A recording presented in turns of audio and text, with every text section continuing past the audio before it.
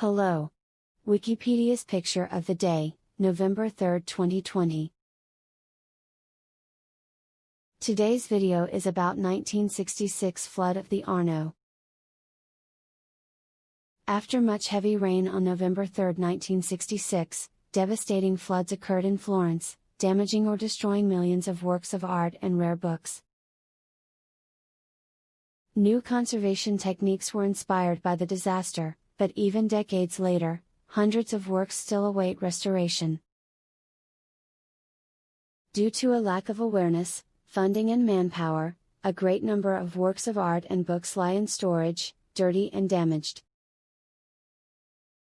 In a 2007 letter, a conservator called attention to this problem, stating that the National Central Library still has a warehouse full of books to be repaired and bound, with many others needing to be cleaned or reassembled.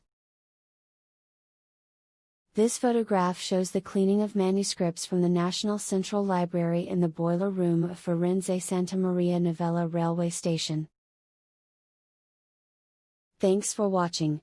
And don't forget to like, comment, and share.